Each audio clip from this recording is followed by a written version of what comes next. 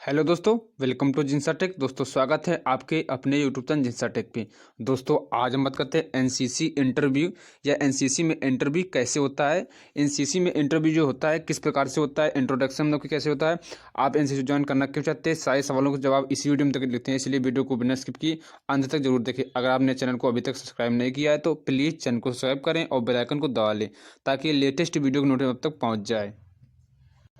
अगर हम बात कर ले एनसीसी इंटरव्यू को, तो एनसीसी में इंटरव्यू आपको तभी देने का मौका मिलता है जब आप मतलब कि फिजिकल और एंट्रेंस एग्जाम पास कर लेते हैं, तभी आप एनसीसी इंटरव्यू में बैठ सकते हैं या एनसीसी इंटरव्यू देने का मौका मिलता है। यानी फिजिकल और एंट्रेंस एग्जाम क्लियर करने के बाद ही आपको एनसीसी इंटरव्यू देने का मौका मिलता है। तो दोस्तों अब हम सीधे पॉइंट पे आते हैं, एनसीसी इंटरव्यू कैसे होता है। तो बात कर लें अगर एनसीसी इंटरव्यू की, तो एनसीसी में इंटरव्यू मिलता है आपको। सबसे पहले आपको होता है सेल्फ इंट्रोडक्शन। ठीक है दोस्तों, सबसे पहले क्या होता है, आपका सेल्फ इंट्रोडक्शन होता है। यहाँ पर सेल्फ इंट्रोडक्शन में आपको अपने बारे में जानकारी देनी है या आपको अपने बारे में बताना है। जैसे मतलब कि आपकी हॉबीज क्या है, आपका नाम क्या है, सारी जानकारी देना है इसमें। या इसमें मतलब कि आपको बताना है अपने बारे में, tell me about yourself, यानी आपको अपने बारे में बताना है। जैसे आई एम या माई सेल्फ अभिजीत सिंह। ठीक है, तो आई एम क्लास 10th या 12 जो भी आप जिस क्लास में पढ़ रहे हैं उसके मतलब कि आपको बताना है। Class 10th student. I am belong to, या मतलब कि आई लिव इन या आई लिव एट, मतलब कि जो भी आप जहाँ पर आप रह रहे हो, I live belong to Kanpur, या मैं कानपुर में रहता हूँ। माय फादर नेम इज, या मेरे पिता का नाम क्या है, जो भी आपके पिता का नाम हो। माय हॉबीज़ क्या है, यानी आपकी हॉबीज़ क्या है। My hobbies playing volleyball, football, kabaddi, जो भी आपकी हॉबीज़ हो। यहाँ पर आपको अपनी हॉबी बताना है स्पेसिफिक, जिसमें आपकी कमांड हो सकता है आपके हॉबी से भी एक आध क्वेश्चन पूछ सकते हैं, इसलिए आपको हॉबी बताना है जिसकी मतलब बारे में आपको अच्छे से नॉलेज हो। ठीक है, अब बात कर लेते हैं सेकेंड हम लोग की एम, यानी आपका एम क्या है, मतलब कि आप मतलब कि आपका एम क्या है, आगे बढ़ना आप क्या चाहते हैं, तो आपको यहाँ बताना है आपको एम क्या है आपका। जैसे कि my aim to join Indian army या इंडियन नेवी, या मतलब कि आप कोई भी मतलब कि बिकमिंग एक डॉक्टर या मतलब कि फार्मासिस्ट या मतलब कि इंजीनियर, जो भी आपके एम हो, यहाँ पर आपको अपना एम बताना है। इसके बाद आपका आता है सेकेंड स्टेज, मतलब कि आता है आपका जो सेकेंड स्टेज है, यहाँ पर आता है कि आप एनसीसी ज्वाइन करना क्यों चाहते हैं, या why do you want to join NCC, आप एनसीसी ज्वाइन करना क्यों चाहते हैं। यहाँ पर आपको स्पेसिफिक अलग सा आंसर देना है, क्योंकि मतलब कि यहाँ मतलब कि जो होता है यहाँ पर आपको अलग सा एक स्पेसिफिक उदाहरण देना है, कोई भी आपको यहाँ पर अलग सा आंसर देना है। तो जैसे कि हम मतलब कि आपको एग्जांपल के लिए बता दे रहे हैं, एज एग्जांपल बता दे रहे हैं, जैसे कि सर हम एनसीसी ज्वाइन इसलिए करना चाहते हैं क्योंकि ये निस्वार्थ देश सेवा करने के साथ साथ साहसिक कार्यों की भावना, देश प्रेम के प्रति जैसे गुणों को सीखने का मौका मिलता है यहाँ पर, यानी इसलिए हम एनसीसी ज्वाइन करना चाहते हैं। आप कुछ भी अपने हिसाब से बता सकते हैं, हमने आपको एक एज एग्जाम्पल के लिए बताया है कि हम एनसीसी ज्वाइन करना चाहते हैं क्योंकि यहाँ पर निस्वार्थ देश सेवा करने का मौका मिलता है और एकता और अनुशासन का गुण सीखने का भी मौका मिलता है यहाँ पर, इसलिए हम एनसीसी ज्वाइन करना चाहते हैं। आप कुछ भी अपने हिसाब से बता सकते हैं जो मतलब कि आपको अच्छा लगे, स्पेसिफिक सा बताना है, लेकिन यहाँ पर अलग सा एक। अब नंबर आता है डिफेंस से संबंधित क्वेश्चन भी आपसे पूछे जा सकते हैं एनसीसी इंटरव्यू में। तो जैसे मतलब डिफेंस से संबंधित किस प्रकार से क्वेश्चन पूछ जाते हैं, बता देते हैं आपको एज एग्जाम्पल के लिए बता दे रहे हैं। जैसे मतलब कि भारत का सर्वोच्च सैन्य पुरस्कार कौन सा है, तो भारत का सर्वोच्च सैन्य पुरस्कार जो है परमवीर चक्र जो है भारत का सर्वोच्च सैन्य पुरस्कार है। और इसकी अगर बात कर ले, इसकी मतलब कि इस्टेब्लिशमेंट की बात कर लेते हैं, तो 26 जनवरी 1950 को इसको इस्टेब्लिशमेंट किया गया था।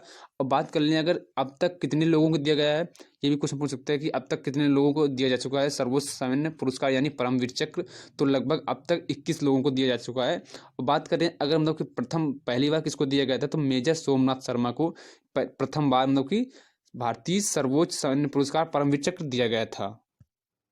यानी यहाँ पर आपसे मतलब डिफेंस से संबंधित कुछ क्वेश्चन पूछ सकते हैं, जैसे मतलब कि इंडियन नेवी की स्थापना कब हुई, इंडियन आर्मी की स्थापना कब हुई, इंडियन एयरफोर्स की स्थापना कब हुई, जैसे मतलब कि डिफेंस से संबंधित कुछ क्वेश्चन आपसे पूछे जा सकते हैं। या मतलब कि तीनों सेनाओं का प्रमुख कौन होता है, ये सर्वोच्च सेनापति कौन है, ऐसे आपसे क्वेश्चन पूछे जा सकते हैं। फिर आता है आपका स्टेज एनसीसी रिलेटेड क्वेश्चन या एनसीसी से संबंधित कुछ क्वेश्चन आपसे पूछे जा सकते हैं। तो जैसे कि मतलब कि आपको बता दें एज एग्जांपल के, जैसे मतलब कि एनसीसी की स्थापना कब हुई, ये मतलब कि मोस्टली एग्जांपल में पूछा जाता है। जैसे कि एनसीसी की स्थापना कब हुई, एनसीसी का फुल फॉर्म क्या है, ठीक है, एनसीसी का उद्देश्य क्या है, जिसमें मतलब कि ये इस प्रकार से कुछ क्वेश्चन आपसे पूछे जा सकते हैं। और मतलब कि वर्तमान में एनसीसी के डायरेक्टर जनरल कौन है, तो इस समय जो वर्तमान में एनसीसी के डायरेक्टर है राजीव चोपड़ा जी, इस समय वर्तमान में एनसीसी के डायरेक्टर जनरल है। तो इस प्रकार से मतलब कि एनसीसी से संबंधित कुछ क्वेश्चन आपसे पूछे जा सकते हैं, जो जैसे मतलब कि एनसीसी का full form national cadet corps या नेशनल कैडेट कॉर्प्स एनसीसी का फुल फॉर्म है। इसमें मतलब इस प्रकार से कुछ क्वेश्चन पूछे जा सकते हैं, जो मैंने आपको पिछले बताया है। अब बात आती है जीके से संबंधित क्वेश्चन या जीके से रिलेटेड कुछ क्वेश्चन आपसे पूछे जा सकते हैं। जैसे मतलब कि जीके से संबंधित, जैसे मतलब कि भारत के प्रथम महिला राष्ट्रपति कौन थी? तो भारत की प्रथम महिला राष्ट्रपति कौन थी? तो श्रीमती प्रतिभा देवी सिंह पाटिल जो है भारत की प्रथम महिला राष्ट्रपति थी। भारत का सबसे बड़ा राज्य कौन सा है जनसंख्या के हिसाब से? तो उत्तर प्रदेश है। मतलब इस प्रकार से कुछ क्वेश्चन पूछे जा सकते हैं। जैसे मतलब भारत का राष्ट्रीय गान क्या है? तो भारत का राष्ट्रीय गान जो है जन गण मन राष्ट्रीय गान है, जो किसने लिखा था? रविन्द्रनाथ टैगोर जी द्वारा लिखा गया था, जन गण मन राष्ट्रीय गान है। ऐसे इस प्रकार से आपसे कुछ क्वेश्चन पूछे जा सकते हैं मतलब एनसीसी इंटरव्यू में। जैसे मतलब कि एड्स का पूरा नाम क्या था? एक्वायर्ड इम्यूनो डिफिशियंसी एड्स का पूरा नाम है। एक्वायर्ड इम्यूनो डिफिशियंसी सिंड्रोम जो है एड्स का पूरा नाम है। इस प्रकार से आपसे कुछ क्वेश्चन पूछे जा सकते हैं मतलब कि आप मतलब कि इस वजह से, और कुछ क्वेश्चन जो आपके करंट अफेयर में चल रहा होता है उससे भी पूछे जा सकते हैं। जैसे मतलब इस समय करंट अफेयर में चल रहा है, जैसे मतलब कि कुख्यात महामारी जो बीमारी है कोरोना वायरस किस शहर से निकली? मतलब कि तो मतलब कि किस शहर से निकली? चीन के वुहान शहर से निकली। और मतलब कि अगर बात कर ले कोरोना से कौन से अंग प्रभावित होते हैं, तो मतलब कि फेफड़ा जो है कोरोना से प्रभावित होता है। जैसे मतलब कि कोरोना से संबंधित कुछ क्वेश्चन आपसे पूछे जा सकते हैं एनसीसी इंटरव्यू में। और जब आप मतलब एनसीसी का इंटरव्यू देना जाएंगे तो तीनों सेनाओं के प्रमुख कौन है? मतलब कि थल सेना, वायुसेना और नौसेना के प्रमुख कौन है? ये आपको याद करना है। तीनों सेनाओं का सर्वोच्च कौन होता है? मतलब कि सर्वोच्च सेनापति कौन होता है? राष्ट्रपति होते हैं। इस समय राष्ट्रपति रामनाथ कोविंद जी इस समय राष्ट्रपति हैं। और वर्तमान में भारत के प्रधानमंत्री कौन है वो आपको याद करना है। वर्तमान में भारत के राष्ट्रपति कौन है? उपराष्ट्रपति कौन है? जैसे आपको क्वेश्चन याद करना है, यानी करंट से एक आध क्वेश्चन आपको तैयार कर रखना है। मतलब कि भारत के मतलब कि रक्षा मंत्री कौन है? तो इसमें रक्षा मंत्री कौन है? तो राजनाथ सिंह जो रक्षा मंत्री। गृह मंत्री कौन है भारत के? तो गृह मंत्री इस समय कौन है? अमित शाह जी इसमें गृह मंत्री है। जैसे आपको क्वेश्चन याद रखना है। और जैसे मतलब कि भारत में मतलब जो कारगिल युद्ध हुआ था कब हुआ था? तो जो कारगिल युद्ध हुआ था 1999 में भारत और पाकिस्तान के बीच में कारगिल युद्ध हुआ था। कारगिल जगह में ये युद्ध हुआ था, ठीक है। और जैसे मतलब कि प्रथम विश्व युद्ध कब हुआ था? तो ये प्रथम विश्व युद्ध जो हुआ था तो 1914 से लेकर 1918 तक प्रथम विश्व युद्ध चला था। जैसे इस प्रकार से आपसे कुछ क्वेश्चन पूछे जा सकते हैं। इंपॉर्टेंट क्वेश्चन मैंने आपको बता दिया है, जो कि मतलब कि आपके एनसीसी इंटरव्यू में पूछे जा सकते हैं।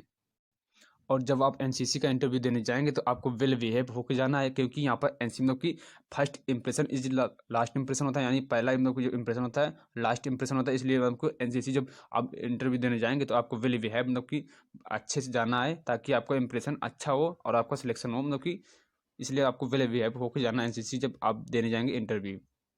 अगर बात कर लें तो एनसीसी इंटरव्यू की, तो मतलब इस प्रकार से इसमें दिया जाता है। सेल्फ इंट्रोडक्शन सबसे पहले होता है आपका सेल्फ इंट्रोडक्शन। ज्वाइनिंग रीजन, यानी आप एनसीसी ज्वाइन करना क्यों चाहते हैं।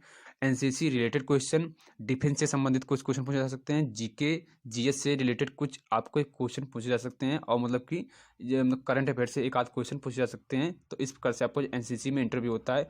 और मतलब कि जो है एक आध क्वेश्चन से मतलब कि भारत में प्रथम पहली बार नोबेल पुरस्कार किसको दिया गया है, ये भी आपको क्वेश्चन याद कर लेना है। हो सकता है आपको पूछा जा सके एनसीसी इंटरव्यू में। इस प्रकार से आपका क्वेश्चन होता है। तो दोस्तों मैंने ये एनसीसी इंटरव्यू के संबंध में आपको वीडियो प्रोवाइड किया। आई होप आपको वीडियो पसंद आया होगा। अगर वीडियो पसंद आया तो लाइक, कमेंट और सब्सक्राइब करना ना भूलें। अगर आपके कुछ क्वेश्चंस हैं तो आप कमेंट्स बॉक्स में हमें कमेंट्स कर सकते हैं, और हम आपको आपके क्वेश्चनों का मतलब कि जवाब देने का पूरा प्रयास करेंगे। तो दोस्तों कैसा लगा वीडियो अच्छा लगा तो लाइक, कमेंट और सब्सक्राइब करना। थैंक यू फॉर वॉचिंग जिनसा टेक।